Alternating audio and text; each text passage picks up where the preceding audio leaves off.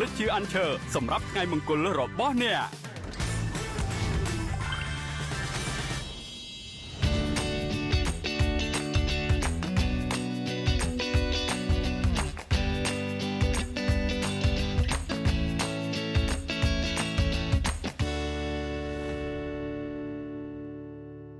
ស្រឡាញ់អត់ស្រឡាញ់ស្រឡាញ់មានរឿងមួយដែលខ្ញុំលាក់ទស្សនិកជនទាំងអស់គ្នាយូរណាថ្ងៃហ្នឹងគឺខ្ញុំដាច់ចិត្តទម្លាយអាកំបាំងរឿងរបស់ខ្ញុំផ្ទាល់តែម្ដងបើនិយាយទៅគឺខ្ញុំបានលេងបាញ់ PUBG ជាមួយនឹង hero ស្រីម្នាក់ស្អាតណាឥឡូវនេះគឺគេបានណាត់ខ្ញុំជួបផ្ទាល់តែម្ដងជិះឡានតាំងពីភ្នំពេញរហូតមកដល់មណ្ឌលគិរីនេះសង្ឃឹមតែយើងនឹងបានជួបស្នេហ៍ពិតហើយលេងឯកាទៀតហើយទស្សនិកជនទាំងអស់គ្នាគិតមើលចិត្ត40ឆ្នាំហើយណាសង្ឃឹមតែថ្ងៃហ្នឹងគឺរដៃគូឃើញហើយនៅមណ្ឌលគិរីហ្នឹងតែម្ដងគេល្បីថាអ្នកមណ្ឌលគិរីស្អាតណាស្រឡាញ់អត់ស្រឡាញ់ស្រឡាញ់អត់ស្រឡាញ់ស្រឡាញ់អត់ស្រឡាញ់ដាជួយសួរបងបាទហើយបងណាគេខ្ញុំ hero ស្រីលេងមួយបាយហ្នឹង hero ស្រីលេងមួយខ្ញុំស្អី hero ស្រី Linda លេងមួយខ្ញុំស្អាតហើយគេណាត់ខ្ញុំមកជួបគ្នានៅមណ្ឌលគិរីហ្នឹងហើយបងឯងមកពីណាខ្ញុំ hero ស្រីហ្នឹងខ្ញុំអ្នកលេងតែបងបងឯងអ្នកលេងអញ្ចឹងបាទខ្ញុំអ្នកណាត់បាយមកហ្នឹងអញ្ចឹងបានតែចែកគ្នាប្រហែលថ្ងៃមុនណាត់មកមណ្ឌលគិរីហ្នឹងដាក់រូប hero ស្រី Linda ហ្នឹងមកឯងអញ្ចឹងបាទខ្ញុំតែបងបងឯងស្រឡាញ់ប្រុសមែនណាត់ខ្ញុំមកតាំងពីពេញមកដល់មណ្ឌលគិរីដីរាប់រយគីឡូហ្នឹងអត់ទេខ្ញុំស្រឡាញ់ស្រីតែហើយចឹងណាត់ខ្ញុំមកដើម្បីអីចុះណាត់ឲ្យបាយជួយខ្ញុំឲ្យបានចូលក្នុងកម្មវិធីបេះដូងរបស់ក្រុមហ៊ុនអង្គឈើអូខ្ញុំបានន័យថាដាក់ hero ស្រីហ្នឹងបន្លំដើម្បីនិយាយមួយខ្ញុំតាក់ទងខ្ញុំបោកប្រាស់ទំនុកចិត្តខ្ញុំនឹងណាត់ខ្ញុំឲ្យមកហ្នឹងដើម្បីចង់ចូលរួមកម្មវិធីអាពាហ៍ពិពាហ៍បេះដូងរដូវកាលទី3របស់អង្គឈើហ្នឹងបាទបងលោកឲ្យលោកស្នេហារបស់ខ្ញុំគឺបរាជ័យទៀតហើយអាយុ39ឆ្នាំមករត់ឃើញទេតែមិនអីទស្សនិកជនបើជ្រុលជាមកដល់ទឹកដីខេត្តមណ្ឌលគិរីដែនដីឦសានហើយអញ្ចឹងនាំអារម្មណ៍បងប្អូនទាំងអស់គ្នាទៅតាមដានទស្សនានៅសាច់រឿងគូស្នេហ៍របស់គាត់ទាំងអស់គ្នាចំពោះមួយគូនេះកូនកំលោះមានឈ្មោះថាថុលរតនៈអាយុ23ឆ្នាំមានទីលំនៅនៅភូមិព្រែកក្បេះឃុំព្រែកពោស្រុកស្រីសន្ធរខេត្តកំពង់ចាមមានមុខរបរជាមន្ត្រីរាជការរតនៈជាកូនទី2ក្នុងក្រុមគ្រួសារក្នុងចំណោមបងប្អូន4នាក់ចំណែកកូនក្រមុំឈ្មោះសួនលីដាអាយុ27ឆ្នាំមានទីលំនៅនៅភូមិពូត្រែងស្រុកអូរាំងខេត្តមណ្ឌលគិរីមានមុខរបរជាមន្ត្រីនគរបាលលីដាជាកូនទី1ក្នុងចំណោមបងប្អូន3នាក់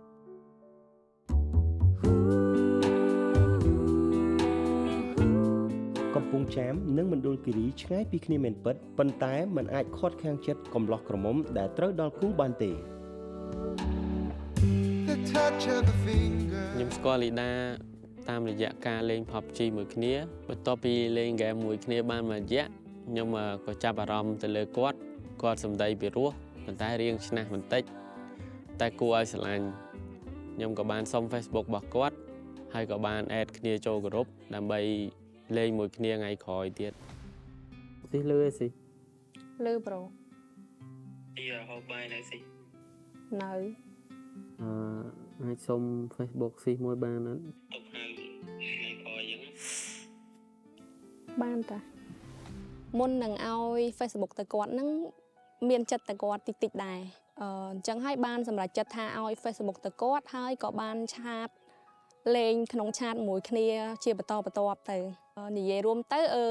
ជាសង្សារកំដរគ្នាលេងហ្គេមក្នុងហ្គេមដែលអត់តងបានជួបមុខគ្នាស្គាល់គ្នាទីយើងលេងហ្គេមមួយគ្នាយូរអីចង់សុំស៊ីធ្វើសង្សារក្នុងហ្គេមបានសង្សារក្នុងហ្គេមតែហ្នឹងឯងធ្វើសង្សារក្នុងហ្គេមបានតាហៅអូនបានអត់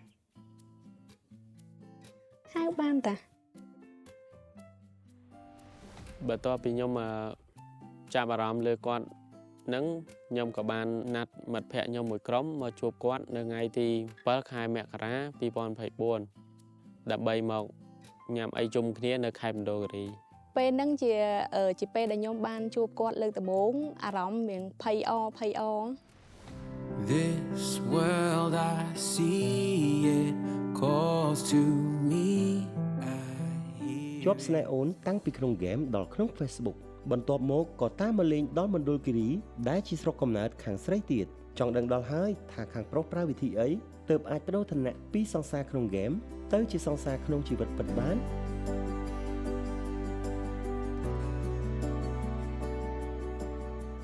តពីខ្ញុំបានឃើញលីដានៅខាងក្រៅខ្ញុំកាន់តែស្រឡាញ់គាត់ខ្លាំងជាងក្នុងហ្គេមទៅទៀតដោយសារទឹកមុខរបស់គាត់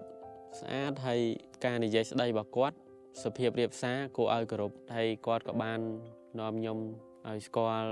សាច់ញាតិរបស់គាត់ហើយយើងក៏បានឆាតលេងមួយគ្នារហូតដល់កន្លះឆ្នាំទៀតបានយើងជួបគ្នាភាសាទៀតហើយខ្ញុំក៏បានសារភាពប្រាប់គាត់ថាខ្ញុំស្រឡាញ់គាត់នៅពេលដែលគាត់សារភាពថាស្រឡាញ់ខ្ញុំហ្នឹងខ្ញុំមានអារម្មណ៍ថារំភើបហើយភ័យអតិចតិចដោយសារលើកទី1ដែលមានគេសារភាពថាស្រឡាញ់ខ្ញុំរំលងពី3ថ្ងៃក្រោយមកខ្ញុំក៏បានទទួលក្តីស្រឡាញ់ពីគាត់ហើយខ្ញុំក៏បានឆាតទៅប្រាប់គាត់ផ្ដល់ចម្លើយគាត់ថាខ្ញុំយកព្រមធ្វើជាសង្សារជាមួយគាត់ចាប់តាំងពីពេលនោះមកពួកយើងក៏បានផ្លាស់ប្ដូរឋានៈពីសង្សារក្នុងហ្គេមមកក្លាយជាសង្សារមែនទែនក្លាហានមែនទែនបងហ៊ានស្រឡាញ់បងហ៊ានសារភាពហើយអូនក៏ហ៊ានទទួលយកលះដែរតាអ្នកលេងហ្គេមរបស់យើងចំណុចពិសេសរបស់គាត់គឺគាត់សម្ដីផ្អែមនៅពេលដែលខ្ញុំបានលេងហ្គេមមួយគាត់មួយរយៈហ្នឹងគឺគាត់ take care ដូចជាលេងក្នុងហ្គេមហ្នឹងដូច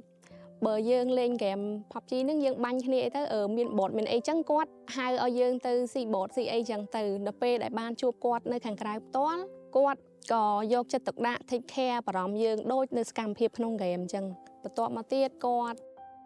ប្រាប់យើងណែនាំយើងថាឲ្យយើងប្រុងប្រយ័ត្ននៅពេលដែលយើងដើរលេងមួយគ្នានឹងប្រាប់យើងឲ្យ take care ខ្លួនអ្វីដែលកាន់តែពិសេសនោះគឺគាត់គោរពតាមពាក្យសន្យារបស់គាត់ថានឹងចូលស្ដីខ្ញុំទៅតាមប្រពៃណីប៉ុន្តែគាត់សុំរយៈពេលតិចសិនដើម្បីត្រៀមខ្លួនក្នុងការចូលស្ដីចំណុចពិសេសរបស់លីដាគឺគាត់ចេះ take care យកចិត្តទុកដាក់ថ្ងៃមួយដែលខ្ញុំបានមកលេងផ្ទះគាត់ម្ដងទៀតគាត់បានធ្វើម្ហូប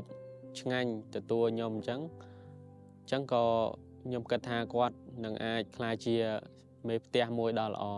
ទើបធ្វើឲ្យខ្ញុំស្រឡាញ់គាត់កាន់តែខ្លាំងកុលាបតែមានបន្លាចស្នេហាតែមានចំនួនតើពួកគាត់ធ្លាប់មានបញ្ហាអ្វីខ្លះជាមួយគ្នា The touch of the finger so casual មកតដើមគេស៊ី bot ទៀតហើយលេងតដើមអញ្ចឹងខ្ញុំឈប់លេងមួយហើយស៊ីតែមួយតាចាំសងវគ្គក្រោយវិញអត់ហើយឈប់លេងមួយហើយខឹងខ្ញុំមែនស៊ី bot មួយដឹងមនុស្សស៊ីបា bot ហើយមកតដើម bot ស៊ីបន្ទាប់ពីតាក់ទងគ្នាបានមួយរយៈក្រោយមកពួកយើងក៏មានការអន់ចិត្តទាស់សម្ដីមួយគ្នាដោយសារតែការលេងហ្គេមពីមុនគាត់យកចិត្តទុកដាក់take care ឲ្យ bot ឲ្យអីយើងស៊ីដល់ពេលក្រោយមកគាត់តដើមយើងស៊ី bot ហើយខ្លាចយើងបានខៀលបានអីច្រើនជាងគាត់អញ្ចឹងគាត់អត់ take care យើងដូចមុនអញ្ចឹងយើងក៏មានអារម្មណ៍ថាអន់ចិត្តខឹងគ្នាដោយសារត្រង់ហ្នឹងទៅខឹងគ្នាយូរមួយថ្ងៃអស់ដោយសារគាត់ប៉កែលួងមនុស្សស្រីគឺគាត់តែងតែងក់ងច្រើនអញ្ចឹងខ្ញុំតែងតែឆាតលួងគាត់ហើយពេលដែលគាត់ block Facebook ខ្ញុំអញ្ចឹងគឺខ្ញុំតែងតែដឹងថាគាត់មិន block TikTok ខ្ញុំអញ្ចឹងខ្ញុំក៏បានឆាតទៅលួងគាត់តាម TikTok រហូតដល់គាត់បាត់ខឹងពាក្យដែលខ្ញុំឆាតទៅលួងលីដាគឺខ្ញុំឆាតទៅថាបងសុំទោសបងដឹងខុសហើយលើក្រោយបងមិនធ្វើអញ្ចឹងទេយើងលងនឹងសម្ដីផ្អែមរបស់គេដល់ពេលដែលគេឆាតសុំទោសស្អីហ្នឹងក៏រៀងបាត់ខឹងទៅបន្តមកទៀតពួកយើងក៏ត្រូវគ្នាធម្មតាហើយក៏បន្តការលេងហ្គេមជាមួយគ្នាអីធម្មតាអញ្ចឹងទៅ This world I see it calls to me ពីមួយថ្ងៃទៅមួយថ្ងៃសន្សឹមភាពស្រពេចស្រពិលនៅក្នុងទំនាក់ទំនងរបស់អ្នកទាំងពីរក៏ប្រែក្លាយជាភាពច្បាស់លាស់ប្រៀបដូចជាឥន្ទនូបញ្ចេញរស្មីក្រោយពីមេឃរាំងភ្លៀងនៅពេលដែលរតនគាត់បង្ហាញភាពច្បាស់លាស់មកកាន់ខ្ញុំគឺនៅពេលដែលគាត់ បាននាំខ្ញុំទៅជួបបងប្អូនសាច់ញាតិនិងឪពុកម្ដាយខាងគាត់ក្រោយមកទៀតគាត់ក៏បាននាំឪពុកម្ដាយរបស់គាត់មកចូលស្ដីខ្ញុំតាមប្រពៃណី ចំណុចដែលយើងអាចរក្សាទំនាក់ទំនងរយៈពេល4ឆ្នាំនេះយើងតែងតែមិនដែលមើលអ្នកដទៃក្រៅពីដៃគូរបស់យើងហើយនឹងមើលចំណុចល្អច្រើនជាងចំណុចអាក្រក់របស់គ្នាទៅវិញទៅមក So here's to love forever. រក្សាចំណងស្នេហាជាង4ឆ្នាំទាំងដែលម្នាក់ៗនៅឆ្ងាយពីគ្នាមិនមែនជារឿងងាយស្រួលនោះឡើយទម្រាំមកដល់ចំណុចនេះម្នាក់ៗសិតតែមានការតាំងចិត្តខ្ពស់ចំពោះទំនាក់ទំនងមួយនេះតើអត្ថន័យនៃមង្គលការចំពោះអ្នកទាំងពីរគឺជាអ្វី This guitar. ពិធីមង្គលការមានសារៈសំខាន់ណាស់សម្រាប់ខ្ញុំព្រោះខ្ញុំចង់ឃើញខ្លួនឯងស្លៀកពាក់ស្អាតធ្វើតាមប្រពៃណីខ្មែររបស់យើងហើយដើម្បីបំពេញមុខមាត់គ្រួសារនិងបំពេញក្តីសម័យរបស់ខ្លួនឯងក្នុងការជាមនុស្សស្រីម្នាក់គឺតែងតែចង់ឃើញខ្លួនឯងរៀបអាពាហ៍ពិពាហ៍ជាមួយមនុស្សដែលខ្លួនឯងស្រឡាញ់ មួយជាតិរបស់ខ្ញុំគឺខ្ញុំចង់កាន់ផ្កាស្លាទៅឲ្យមនុស្សស្រីដែលខ្ញុំស្រឡាញ់ ខ្ញុំព្រមទទួលផ្កាស្លាពីគាត់ព្រោះគាត់ជាមនុស្សដែលខ្ញុំស្រឡាញ់ហើយចង់រៀបការជាមួយគាត់ បងចង់កាន់ដៃអូនរហូតដើម្បីសាងអនាគតមួយគ្នាតទៅមុខ អូនក៏ចង់កាន់ដៃគ្នាបែបនេះតទៅថ្ងៃមុខរហូតក៏កាន់ដៃគ្នាកសាងអនាគតរួមជាមួយគ្នាឆ្លងកាត់រាល់ឧបសគ្គជាមួយគ្នាតទៅថ្ងៃមុខទៀត បងសូមសន្យាថាបងនឹងស្រឡាញ់អូនរហូតទោះថ្ងៃក្រោយទៅអូនប្រែរូបរាងបែបណាក៏បងនៅតែស្រឡាញ់អូនដូចថ្ងៃនេះដែរ ពីរដៃគូលេងហ្គេមដែលមិនធ្លាប់ឃើញមុខគ្នាមកជាអ្នកឆាតកំដរគ្នាដំបូងថាគ្រាន់តែស្រឡាញ់គ្នាលេងៗតែចុងក្រោយក៏ក្លាយជាស្នេហាពិតដ៏ផ្អែមល្ហែមដឹកដៃគ្នាចូលរោងការយ៉ាងមានសេចក្តីសុខនៅពេលខាងមុខ បំរុងប្រាថ្នាដែលនាងខ្ញុំទាំងពីរចង់ស្នើសុំទៅខាងក្រុមហ៊ុន Anchor គឺចង់ឲ្យខាងក្រុមហ៊ុន Anchor ជួយទៅលើថ្លៃម្ហូបថ្លៃចុងភៅថ្លៃសម្អាងថ្លៃជាងថតនិងថ្លៃអកកដងដោយសារតែពួកយើងទាំងពីរមានជីវភាពខ្វះខាតច្រើនហើយចង់ឲ្យខាងក្រុមហ៊ុន Anchor ជួយសម្រួលទៅលើថ្លៃបន្ទុកទាំងអស់ហ្នឹងសម្រាប់ថ្ងៃរៀបអាពាហ៍ពិពាហ៍របស់យើងខ្ញុំទាំងពីរ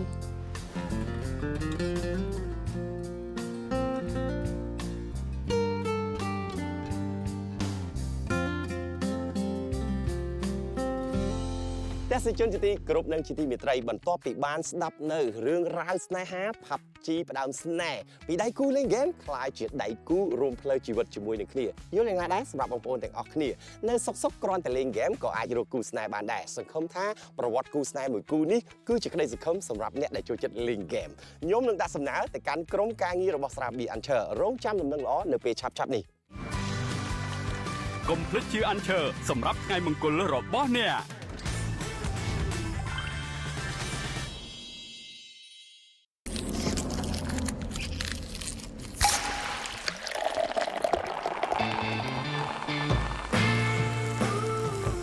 នឹកខ្លាដល់ហើយ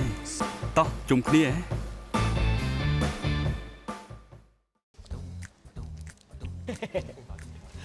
អាហ្នឹងវាទាំងឯងនេះចឹងមើលស្គាល់វាចេះហែកមកអញហែកចឹងមិនម្នាក់ហាន់ឲ្យទុយទុយឲ្យវាទៅអានេះនឹងទៅដាក់លេបទៅអាយស៊ីស្តេកតាសុខចាអាហ្នឹងពេកអាហ្នឹងស្អុយឃ្លានណាឡើងលើតិចមកអីទៅមែនអាសុខគាត់វាស៊ីអូយអានេះឲ្យទុយមាត់ដែរអូយហើយច្បាស់ហើយហ្នឹងដូចចិត្តអត់ទាន់ហូបពេលទេណា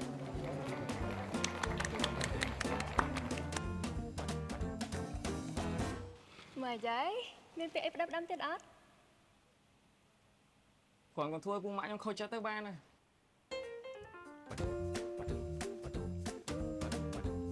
អើយអាមិនទៀតទេអានេះអីមកហឹក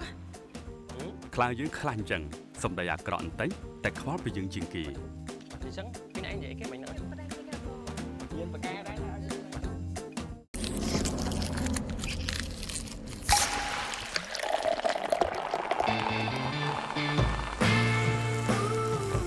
នឹកខ្លាដល់ហើយតោះជុំគ្នា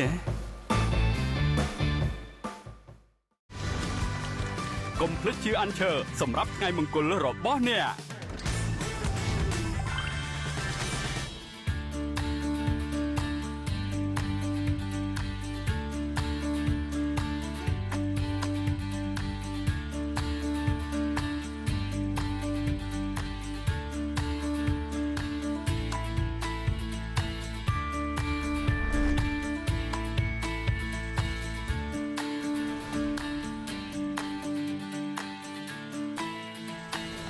សិជនជាទីគោរពនិងជាទីមេត្រីបន្ទាប់ពីបានដាក់ស្នើរឿងរ៉ាវស្នេហា PUBG ផ្ដើមស្នេហ៍របស់រតនៈនិងលីដារួចរាល់ឥឡូវនេះយើងក៏ទទួលបាននៅដំណឹងដ៏ល្អសម្រាប់ពួកគាត់ខ្ញុំបាទវិជ័យដាដារួមជាមួយនឹងក្រុមការងាររបស់ស្រាបៀរអាន់ឈើកំពុងតែស្ថិតនៅលើទឹកដីខេត្តមណ្ឌលគិរីយើងមកលើកនេះដើម្បីជួយឲ្យថ្ងៃមង្គលរបស់គាត់កាន់តែមានន័យនៅពេលល្ងាចនេះគឺជាកម្មវិធីចូលរោងជ័យរបស់រតនៈនិងលីដាហើយយើងខ្ញុំទាំងអស់គ្នានឹងត្រូវប្រគល់នៅស្រាបៀរចំនួន60កេសដែលមានស្រាបៀរអាន់ឈើចំនួន50កេសនិងស្រាបៀរ ABC ចំនួន10កេសស្មើនឹង60កេសឥឡូវនេះយើងទៅជួបជាមួយនឹងពួកគាត់ក៏ដូចជាការជូននៅស្រាបៀរទាំងអស់គ្នាសូមជើញ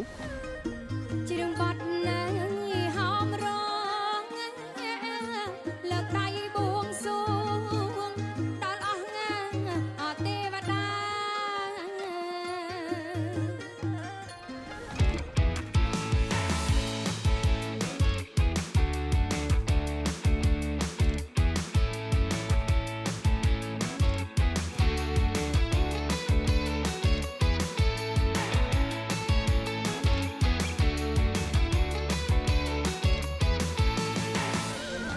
ថ្ងៃរះលោកអាយអើយអណាណាថ្ងៃរះរស្រីក្មេងចាស់ចាស់ជនជាទីគោរពនិងជាទីមេត្រីពិធីហែជំនូនគឺជាពិធីដ៏សំខាន់មួយនៅក្នុងកម្មវិធីមង្គលការដែលលោកមេបាខាងប្រុសនឹងនាំនៅភ័ព្វភាបណ្ដាការជូនទៅកាន់លោកមេបាខាងស្រីហើយថ្ងៃនេះគឺជាថ្ងៃទី2នៃកម្មវិធីមង្គលការរបស់រតនៈនិងលីដាសូមនាំអារម្មណ៍បងប្អូនទាំងអស់គ្នាទៅទស្សនានៅទស្សនវិជ្ជាហែជំនូនក៏ដូចជាទស្សនវិជ្ជាទូទៅនៅក្នុងរោងជ័យរបស់អ្នកឲ្យពីសិនទៅ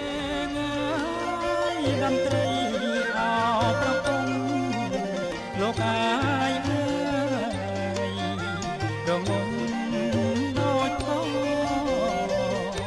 លៃតាមផ្នែកស្គរបន្តល្វើយល្វើយ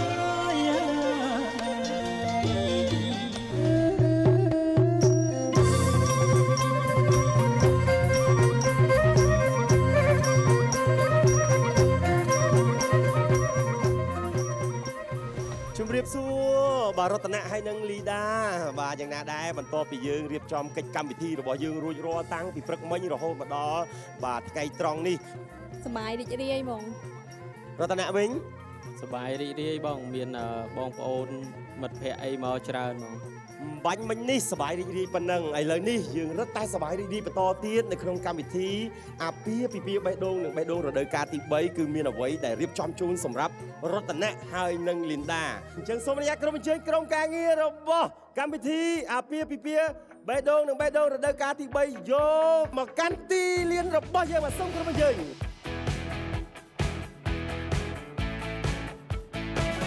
ឥឡូវនេះចាប់ផ្ដើមតែម្ដងអញ្ចឹងខ្ញុំរាប់គ្រប់3គឺចាប់ផ្ដើមតែម្ដងណាចាប់ដៃគ្នាទាញថ្នមថ្នមមក1 2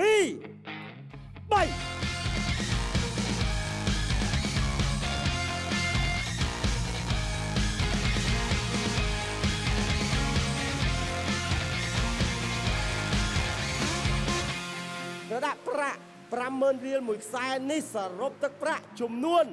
2លានរៀល2លានរៀលនេះជាចំណងដៃនៅក្នុងថ្ងៃរៀបអាពាហ៍ពិពាហ៍ក៏ដូចជាសារសប្រាយជូនទៅកាន់រតនៈហើយនិងលីដានៅពេលថ្ងៃត្រង់សម្រាប់សម្រួលទៅលើបាទការចំណាយផ្នែកកាមេរ៉ាមានអារម្មណ៍រំភើបខ្លាំងៗបង មានអារម្មណ៍រំភើបសប្បាយរីករាយបង ដូច្នេះបងប្អូនទាំងអស់គ្នាត្រៀមទស្សនានៅកម្មវិធីពេលល្ងាចបន្តទៀតឥឡូវនេះយើងទៅទស្សនានៅទស្សនវិជ្ជាទូទៅនៅពេលល្ងាចទាំងអស់គ្នាបាទសូមជើញ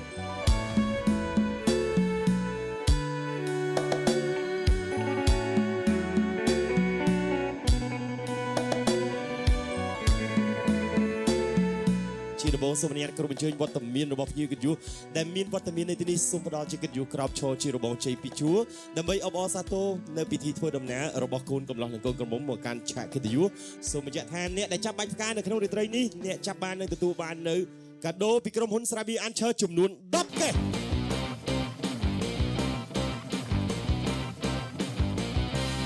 បាទរួចរាល់ហើយនៅបងប្អូនហើយសូមសម្លេងឲ្យខ្លាំងមួយមក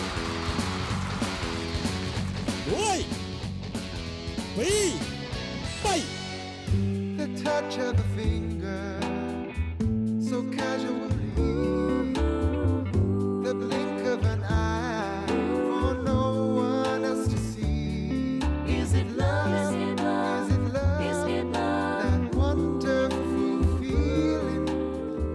សំឡេងឲ្យខ្លាំងមួយសម្រាប់អ្នកត្រៀមទទួលបាច់ផ្កាមុននឹងបោះបាច់ផ្កាសូមអនុញ្ញាតផ្ដល់សំឡេងសម្រាប់អ្នកខេត្តមណ្ឌលគិរីទឹកដីដាក់ដើម1 2 កន្លះ 3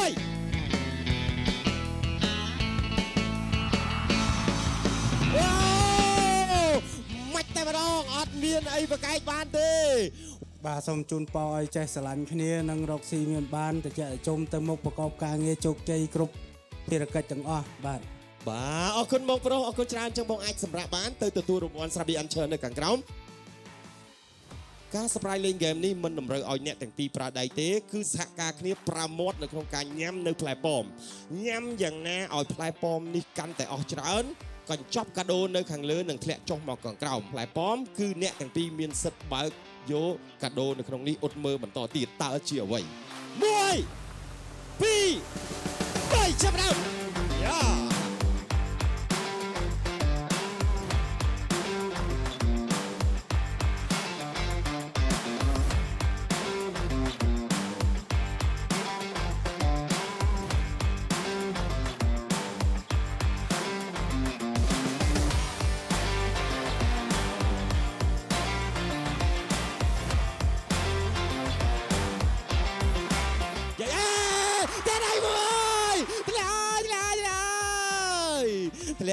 ធ្លាក់ហើយ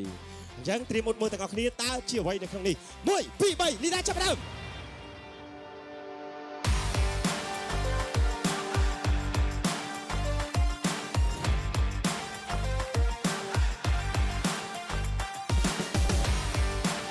ើទឹកប្រាក់ដែលនៅដៃរបស់រតនៈនេះចំនួនប៉ុន្មាន4 លានរៀលបង4 លានរៀលផ្ទះដៃជូនរតនៈនិងលីដាមួយទៀតអ្នកទាំងពីរបានសម្រេចក៏ដូចជាទទួលបានការសប្រាយពីកម្មវិធីអាពាហ៍ពិពាហ៍បេះដូងនិងបេះដូងរដូវកាលទី3របស់ស្រាបៀរអាន់ឈើសរុបជាមួយនឹងកម្មវិធីរបស់យើងព្រឹកមិញយើងសប្រាយនៅក្នុងពិធីសែនចងដៃរួចហើយគឺទទួលបានទឹកប្រាក់ចំនួន2 លានមកដល់ពេលល្ងាចនេះ4 លានទៀតស្មើនឹង6 លានរៀលបូកជាមួយនឹងការឧបត្ថម្ភពីក្រុមហ៊ុនស្រាបៀរអាន់ឈើចំនួន50កេសហើយនឹងស្រាបៀរ ABC ចំនួន10កេសស្មើនឹង60កេសផ្ទះដៃជូនរតនៈនិងលីដាមួយមកមានអារម្មណ៍ថារំភើបហើយសប្បាយខ្លាំងដែលមានខាងក្រុមហ៊ុនអាន់ឈើបានចុះជួយមកឧបត្ថម្ភជួយសម្រាលបន្ទុកនៅក្នុងកម្មវិធីមង្គលការនេះបានយ៉ាងច្រើនសូមជូនបក្រុមហ៊ុនអាំងឈើឲ្យទទួលបានអតិថិជនកាន់តែច្រើន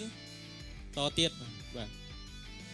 អរគុណច្រើនទៅកាន់វត្តមានរបស់កូនកំលោះនិងកូនក្រមុំរតនៈនិងលីដាដែលជាកូនកំលោះកូនក្រមុំស្ថិតនៅទឹកដីប៉ែកអេសានដែនដីនៃប្រទេសកម្ពុជារបស់យើងគឺនៅខាងមណ្ឌលគិរីអរគុណសម្រាប់ពុកម៉ែបងប្អូនទាំងអស់គ្នានៅទីនេះក៏ជាបងប្អូនដែលបានទស្សនាជាមួយនឹងកម្មវិធីអាពាហ៍ពិពាហ៍បេះដូងនិងបេះដូងរដូវកាលទី3របស់ស្រាបៀរអាន់ឈើអបអរថ្ងៃមង្គលរបស់ខ្លើជាមួយនឹងអាន់ឈើកម្មវិធីអាពាហ៍ពិពាហ៍បេះដូងនិងបេះដូងរដូវកាលទី3របស់ស្រាបៀរអាន់ឈើសប្តាហ៍ក្រោយទៅដល់ទីណាកុំភ្លេចរងចាំតាមដានទស្សនាទាំងអស់គ្នាខណៈនេះយើងខ្ញុំទាំងអស់គ្នាជាមួយនឹងក្រុមការងាររបស់ស្រាបៀរអាន់ឈើសូមអរគុណសូមគោរពលា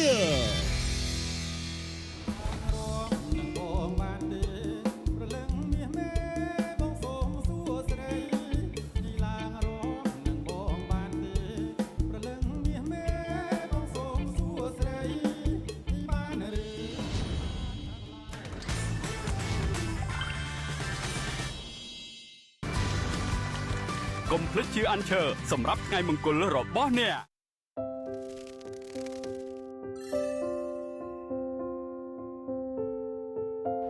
ខ្ញុំពីមុនធ្លាប់មានចាស់ទុំណែនាំដែរតែវាមើលទៅវាមិនអាចនឹងត្រូវចិត្តមិនអាចត្រូវចិត្តប៉ាម៉ាក់ផងខ្លួនឯងក៏មិនត្រូវចិត្តផងទៅក៏បញ្ចប់ត្រឹមនឹងទៅតជួបគាត់នេះប៉ាម៉ាក់គាត់ហើយនឹងប៉ាម៉ាក់ខ្ញុំគាត់និយាយគ្នាទៅក៏ខ្ញុំស្វែងយល់ពីគ្នាទៅវិញទៅមកសិនទៅ